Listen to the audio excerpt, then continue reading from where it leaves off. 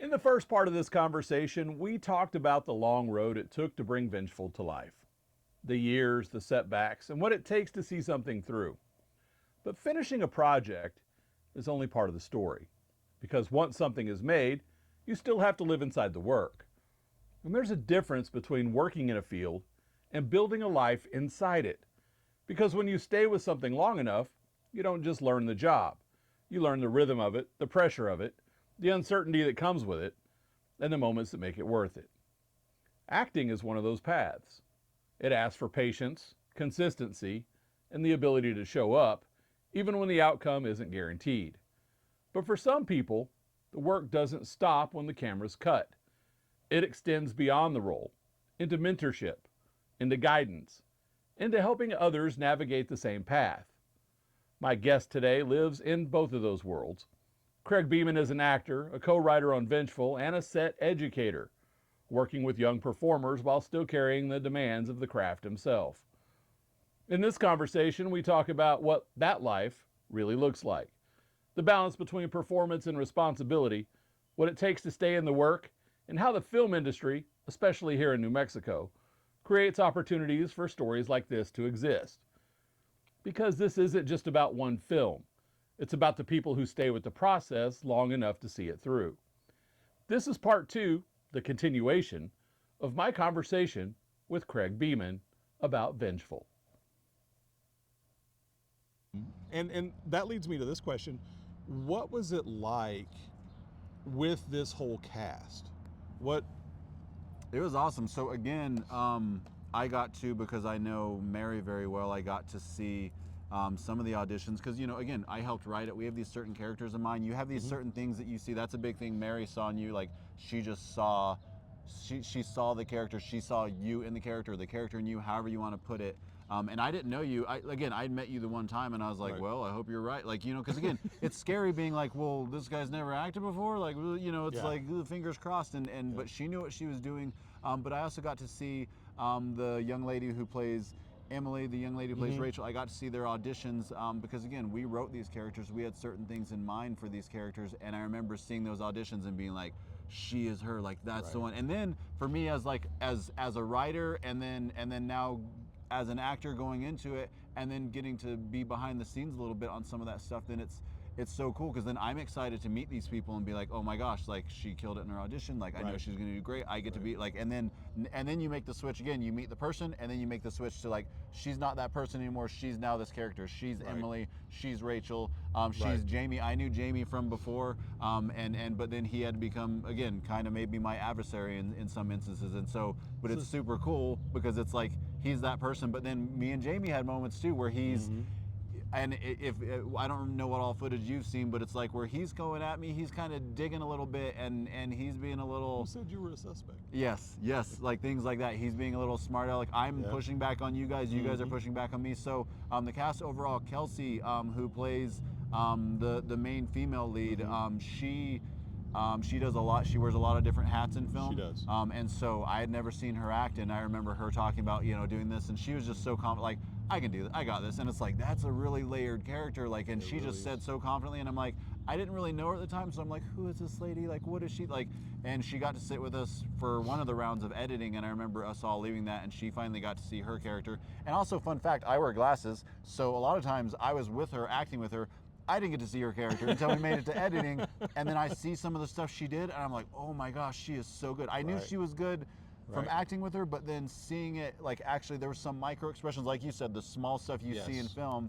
There were some micro expressions I got to see that I didn't see in real life, and I remember walking out to the street after we all were in an editing session together, getting to see the footage and telling Kelsey, like, I brought up that moment where she said that we were on a conference call, and I remember her being, oh, I got that, and it's just like, really, lady? And then, like, but she had it. She had it. So it's the talent for that cast, and then again, credit to Mary and credit to the locals here in Lovington and Hobbs, because she cast for so many.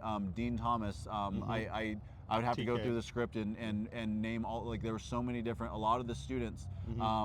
different roles that were cast in this area that I told Mary, like, you know, because she's like, we want to make dreams come true for people. We want to do auditions in Lovington and Hobbs. We want to do that. And I kept being like, yes, but like, make sure they're good. Like, don't just do it because they're locals. Right. And you know, because we all want it to do well. And then seeing the talent that she got from this area, there's not one person on that film that didn't bring it, that didn't, like, every scene has, Mary and I wrote it to where every scene has some sort of impact and some sort of purpose, but then you need the actors to bring that for their scene in order for it to live that impact. And even in editing, there's been some things that, like, maybe we're trying to cut for certain purposes of whatever they're going for the film, and it's so hard to cut anything because everything is just so good.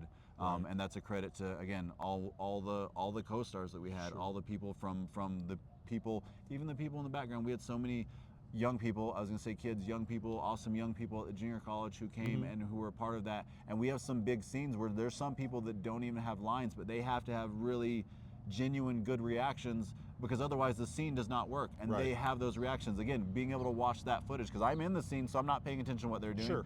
You watch that footage and you're like, you see each one of those kids, young adults, and you're just like, oh my gosh, like, they brought it. Like, they did so awesome. So it's, well, that's kind of a good point too. When you're in a scene, and of course, again, you wear glasses and you didn't for a lot of it, so I know that you're not seeing anything. You didn't. But when you're in a scene and you're doing it, and I know my perspective, but what do you pay attention to?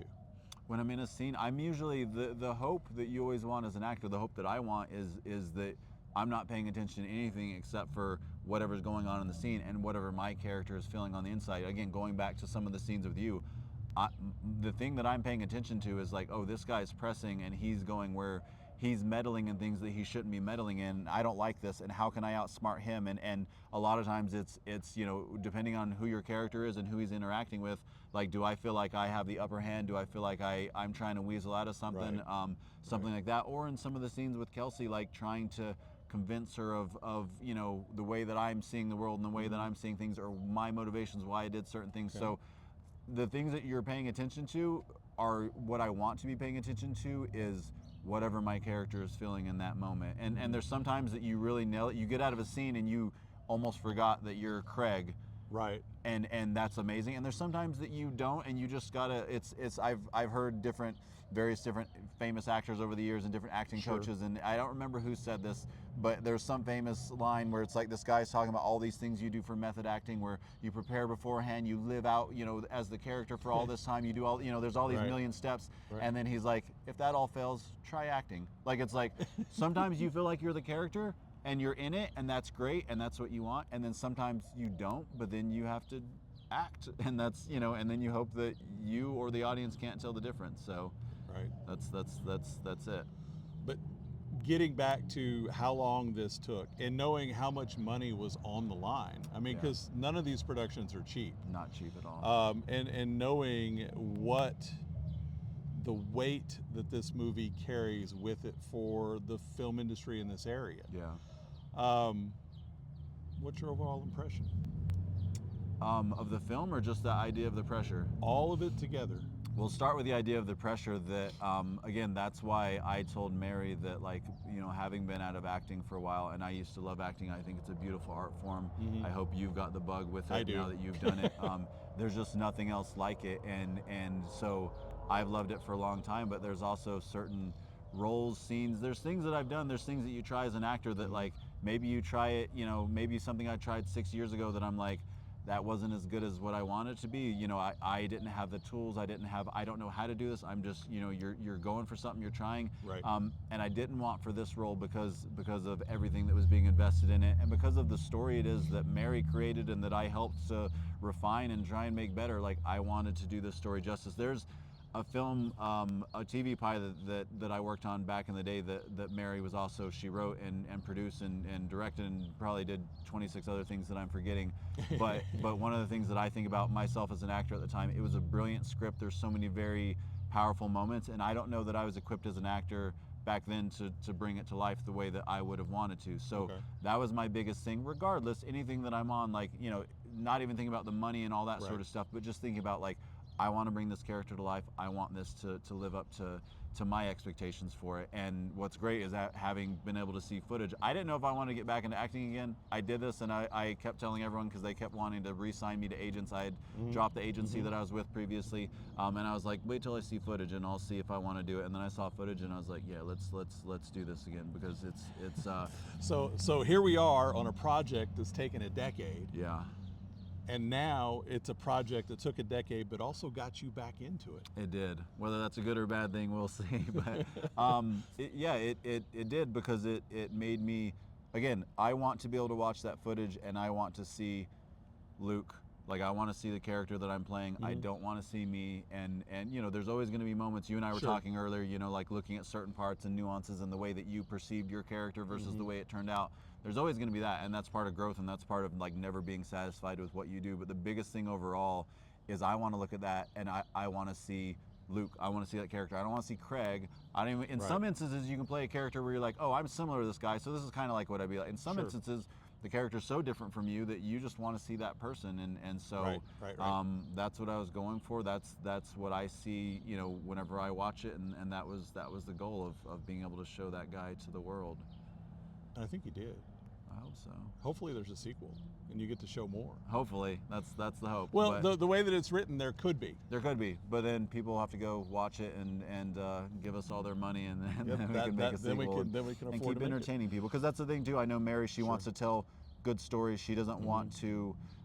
She doesn't want to do anything other than that. She doesn't want to pander. She doesn't want to preach. She just wants to tell good stories and entertain. And again, her thing, as much as anything, and why we did it in this area, is she wants to bring people along for the ride. She wants to bring all these other dreamers around her, because she's a dreamer at heart.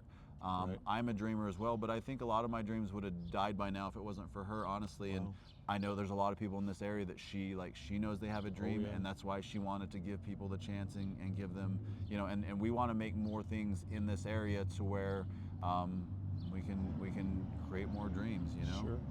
Well, and speaking to the dreams, and I've alluded to it a couple of times here on how long this project took, and it was a dream project, and of course Mary and I talk as well, and we'll have her interview coming up here too soon. Oh, that'll be fun.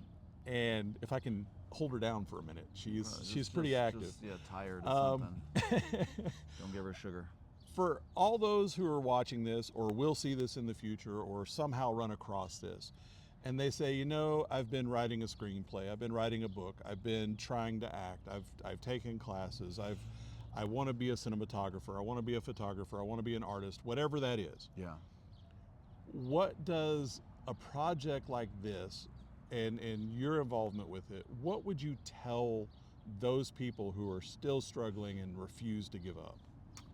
Well, one, like, I love the way that you set that up, because you're talking about people who are, like you said, taking classes. They're making, because a lot of times there's people who say they have a dream, but then it's like, well, then what are you doing to make that dream happen? I always like use the analogy, if I say, like, if I'm like, oh, I want to get in shape, but then I'm like, okay, so to get in shape, I'm gonna go, you know, eat Oreos and watch soap opera. Like, it's like, that doesn't get you, like, you can't just dream your way into getting in, like, you still have to make steps. Right. And then of course, then there's things that come into play, genetics, injury, luck, and things, you know, you control what you can control. So if you're not controlling the things you can control, so that's the first thing. If you're from here, we talked to a lot of people, their dream was to do various different things in film, and one of the things I told them is, like, stay involved in projects here, which, by the way, I'm down here right now because we're shooting another film here.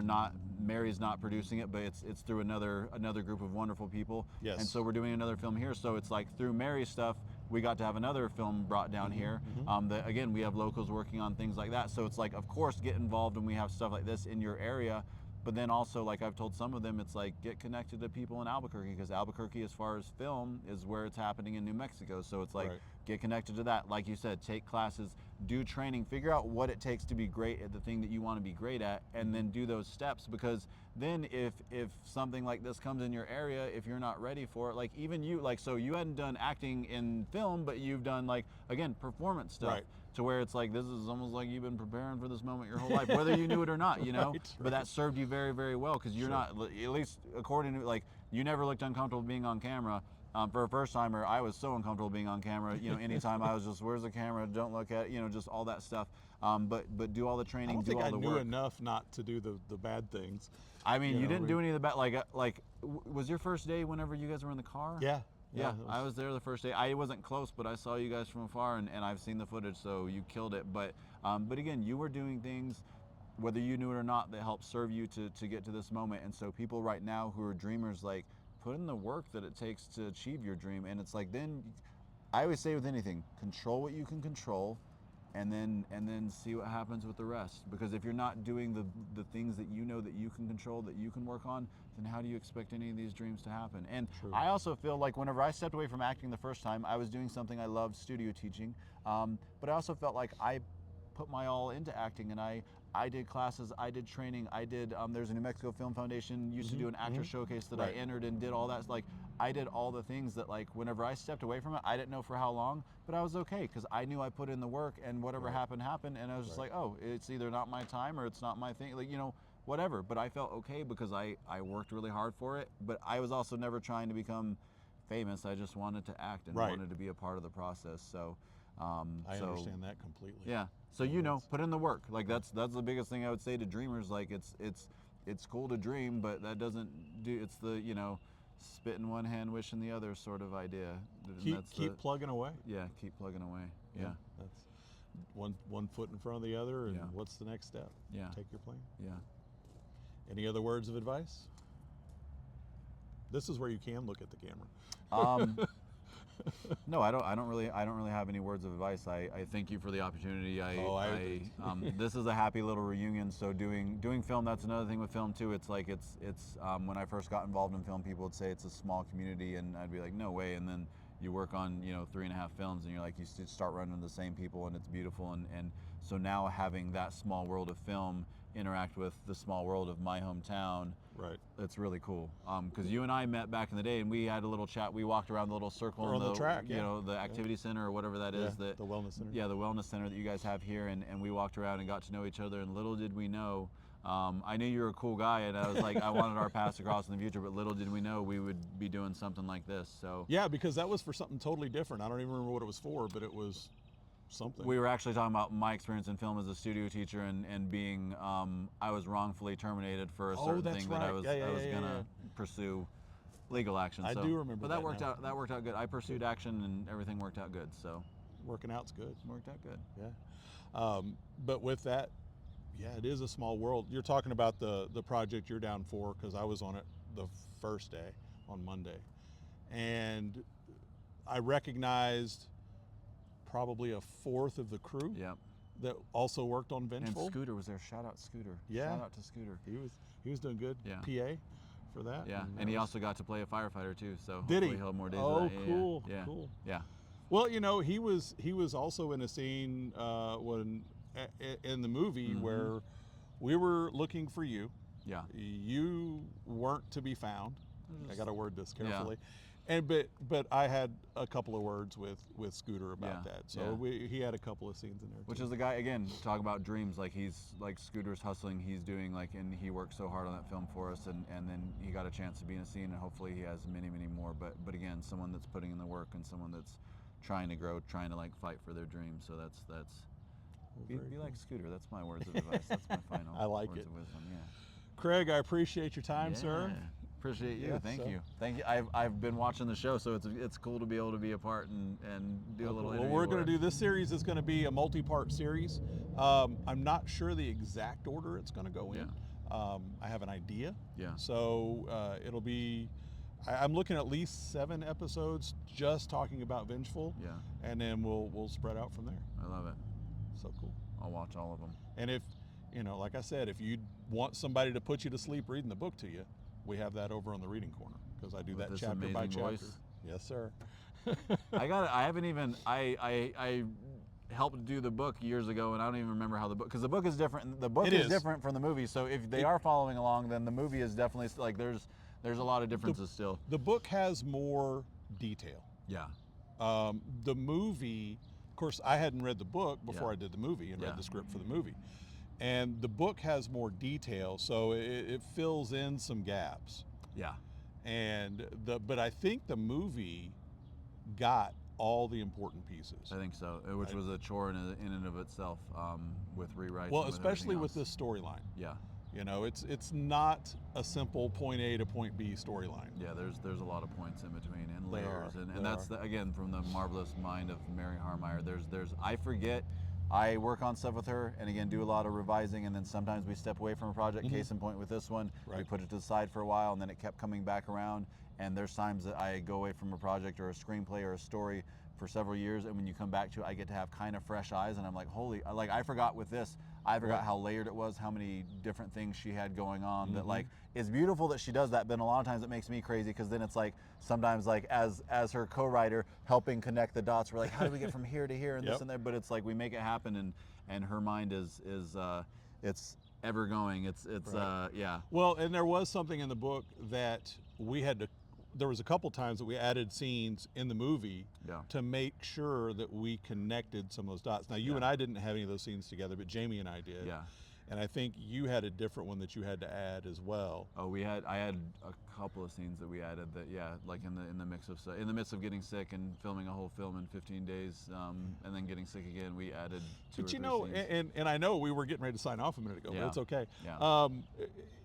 When we have that fast of a shooting schedule, because it was boom, boom, boom, boom, boom, and they were long days, very long days, but they weren't extraordinarily long days. Does that make sense? I think that's a credit to, because also shout out, we were talking about Scooter, like also other people in our crew, that it was a really good crew.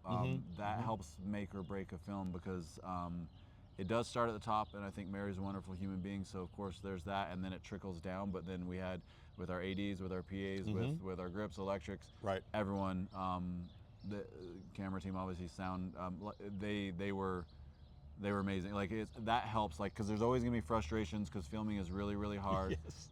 Filming a low budget film is really, really hard, and then filming that much in that amount of time is really, really hard. So it's like we all have to at least be decent people, because otherwise someone's going to hit someone else with a brick, and that's illegal. So you don't want to do that. I think you should always treat people, nicely. Most people. I think you should. You should. Sometimes. I think it comes back around if you don't. Yeah, I do. I'm not really disagreeing. It's treat people nice. Those people are great. They're good. I know you. No hitting people with bricks. I've gotten to know you, especially over. That is the other interesting thing, is how much you get to know someone, regardless of how much you interact on set. It's the in between. It's those other things where you learn about people just from having lunch. Yeah. And then you learn, like, again, in the aspect of like acting, especially if there's maybe sparring a little bit back and forth, you learn what bits are similar from their character versus real life, and then what bits are just straight up acting or drawn from a different place. So it's cool. Well, and I think that with your character and my character having that little sparring, we both have a pretty dry sense of humor. We do. And I think that really was, I think because of that it worked. Yes. If you had somebody that didn't have that dry sense of humor, I'm not sure that if you had someone, either one of us, opposite that, I don't know if it would have worked as well. Yeah. Well, and it lent itself to, like, again, in a lot of those scenes with me, you, and Jamie as well, where there's a number of lines that we all tweaked or we changed a little bit that then made it better to suit our characters and to suit what we were all doing. So it's like, that's the fun part, and that's fun for, it's fun for me to know, having helped write the script, like I was very aware of which parts were different, and then seeing how much better they worked than what was even there. It's really cool. So it's dry sense of humor is good. It's good for sparring. So Vengeful. It's supposed to be out in what, October of 26? Yeah. Is that right? Yeah, that's the plan. We're hoping it's going to be in a lot of theaters, probably one near you. Fingers crossed. If not, maybe we'll have it on a streaming service. Yeah. I mean, it'll be there eventually, no matter what. Streaming thing, yeah. But in the meantime, Amazon, I'll put a link in the description. You can go down there and buy the book. And get a little preview beforehand. Yeah, and we're probably gonna have a couple of autographed books available on our shop on the website at dreamersdefy.com. You can go grab a autographed. Also, copy. my face is on the cover of the book. So. On the soft cover. Soft cover. There's a different. I haven't seen the hardcover. The hardcover is it looks kind of like the barn. Yeah, upside down. I know what you're referencing. Yeah, there's a different one. Yeah, that's right. I forgot there's multiple different ones. So get whatever. And if you really, comment down below, and I'll get this cat to autograph you a copy too if you want one. I'll autograph whatever, anything. I'm a sucker at this point, so yeah, do it. So there you go. We got more coming up about Vengeful in the next episode. New episodes drop every Friday as we get going with this. Hopefully, fingers crossed. We have other episodes every day. We have good news every day. We have the reading corner, it's Monday, Wednesday, Friday, Sunday. And then we have book reviews as they drop down too. So we have a lot of stuff going on. Make sure you give us thumbs up, subscribe, do all that good stuff. Pass this on to your friends. Go hit Craig up. I'll put his social medias down in the descriptions as well. Go follow him. He's a good guy, good actor. Mostly. Mostly. So there you go. That's it. Some stories take years to bring to life. We talked about that in the first part, the long road, the setbacks, and what it takes to finally finish something. But a film isn't just a finished project. It's the people who carried it there, the ones who stayed with it when it wasn't easy, when it wasn't certain, and when it could have been left behind. And every one of those people has a story of their own. And Craig is one of them, but he's not the only one. In the conversations ahead, we're going to talk with other people behind Vengeful, the director, the cast, the crew, and explore what it took from their perspective to stay with something long enough to see it through. Because the story of a film is never just the story you see on screen. It's the people who refuse to quit. I'm Blake Ovard, and this is Dreamers Defy.